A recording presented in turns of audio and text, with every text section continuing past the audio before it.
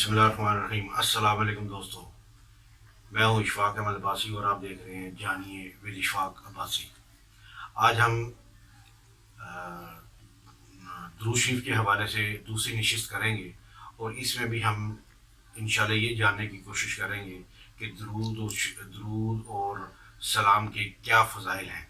हमारी ये जो नशिस्त हैं इनमें हम इंशाल्लाह कोशिश ये करेंगे कि अपने पढ़ने वालों को ज़्यादा से ज़्यादा दुरूद शरीफ के फ़ज़ाइल बताएँ, सो दैट कि वो इन फ़ज़ाइल की रोशनी में ज़्यादा से ज़्यादा दुरूद शरीफ पढ़ने वाले बने।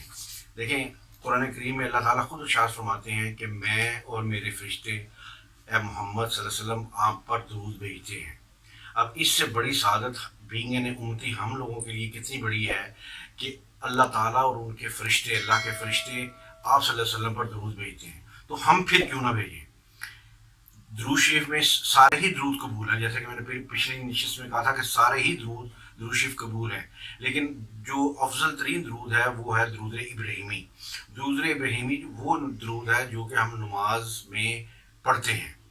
अच्छा, इसके बाद जो भी हम दुरूद पढ़ेंगे उसको वो अल्लाह के यहाँ कबूल ही कबूल है और आप सल्लल्लाहु अलैहि वसल्लम के दरबार में उसको पेश किया जाता है कि फ़लाँ फरिश्ते बताते हैं आप सल्लल्लाहु अलैहि वसल्लम को कि आपके फ़लाँ उम्मती फ़लाँ इब्न फ़लाँ उम्मती ने आपके लिए ये दुरूद शरीफ का तोहफ़ा भेजा है, तो आप सल्लल्लाहु अलैहि वसल्लम कितने खुश होते होंगे।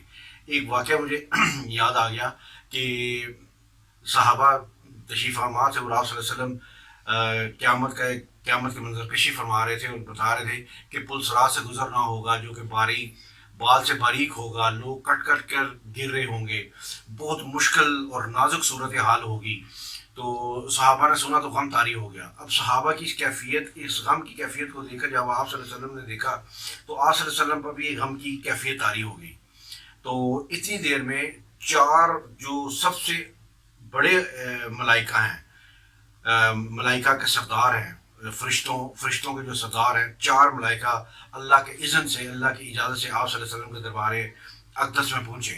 और उनमें पहले थे हज़रत जिब्राईल अलैहिस्सलाम, फिर थे हज़रत मीकाईल अलैहिस्सलाम, फिर थे हज़रत इसराफील अलैहिस्सलाम और फिर हज़रत इज़राईल अलैहिस्सलाम। अब इन चारों फरिश्तों की अगर देखी जाए तो एक ड्यूटी भी है। हज़रत जिब्राईल अलैहिस्सलाम के ज़िम्मे जो ड्यूटी थी वो थी कि वो आप जितने अम्बिया आए हैं उन पर आप वही लेकर नाज़िल होते थे। और हज़रत मीकाईल की ये ड्यूटी है कि वो पूरी दुनिया में जो जितना रिस्क तकसीम किया जाता है अल्लाह ताला ने उनकी ड्यूटी लगाई है। हज़रत इसराफील के बारे में है कि उनकी ड्यूटी है कि वो सूर को मुंह में लेके बिल्कुल तैयार है, जैसे ही हुक्म खुदाबंदी होगा तो वो सूर फूंक देंगे और क़यामत बर्पा हो जाएगी। और चौथे हैं हज़रत इज़राईल अलैहिस्सलाम, ये हर जी रूह को कब्ज़ करते हैं और वो अपना उनकी ये ड्यूटी है।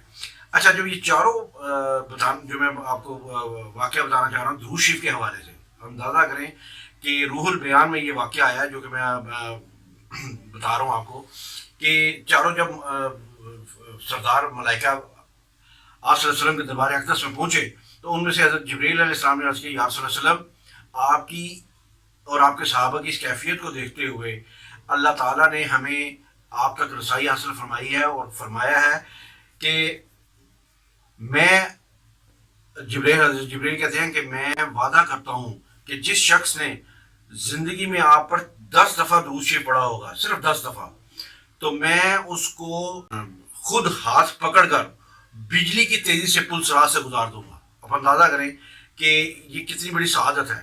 उसके बाद फरमाया हज़रत अपना मीकाईल अलैहिस्सलाम ने कि ये कहा कि या रसूल अल्लाह, जिस शख्स ने जिस आपके उम्मती ने आप पर 10 दफ़ा दुरूद पढ़ा होगा, क़यामत के दिन में आपके हौज़े कौसर से उसको ऐसा प्याला पिलाऊंगा कि फिर उसको प्यास नहीं लगेगी।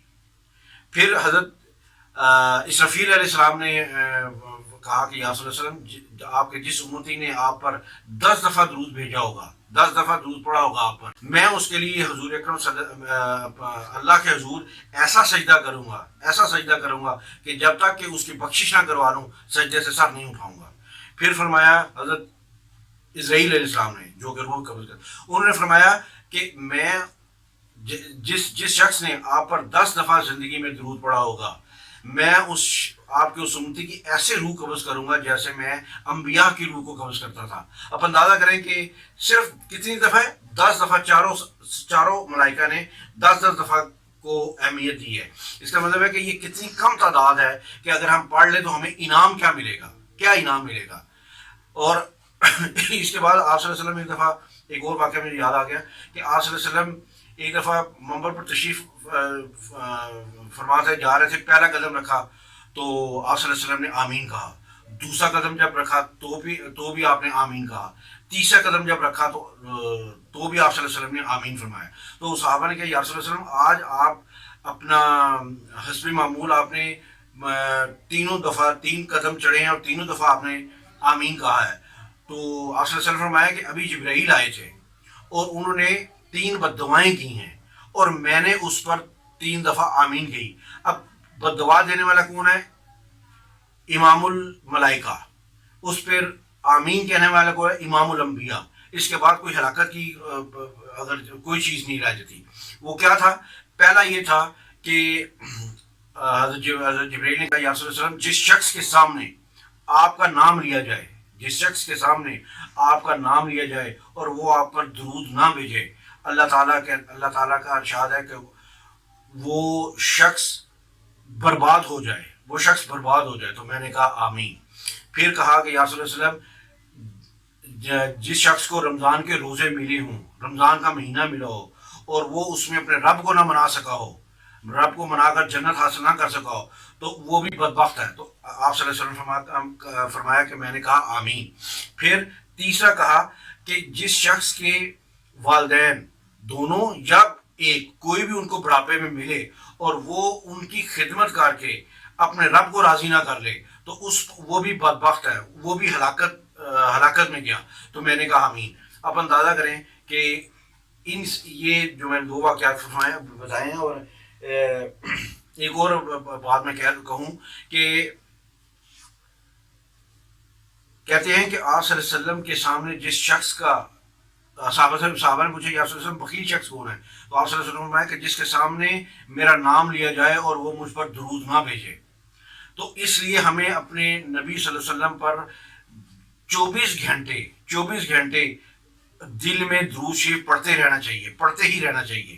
اور یہ ایسا عمل ہونا چاہیے کہ ہمیں اس کو انگلیوں پہ بھی گننا نہیں چاہیے, کیونکہ یہ اللہ کی ایسی رحمت برستی ہے اس سے کہ ہم اس کا تصور بھی نہیں کر سکتے. تو اس لیے ربیع الاول کا بھی مہینہ چل رہا ہے, تو اس تناظر میں ہمیں جتنا زیادہ سے زیادہ اپنے نبی صلی اللہ علیہ وسلم کی خدمت میں درود شریف پڑھ کے بھیجتے رہیں گے. آپ صلی اللہ علیہ وسلم تک فرشتے یہ درود شریف پہنچاتے ہیں اور ان کو آپ صلی اللہ علیہ وسلم کو بتایا جاتا ہے کہ آپ کے فلاں امتی نے آپ کو یہ تحفہ بھیجا ہے.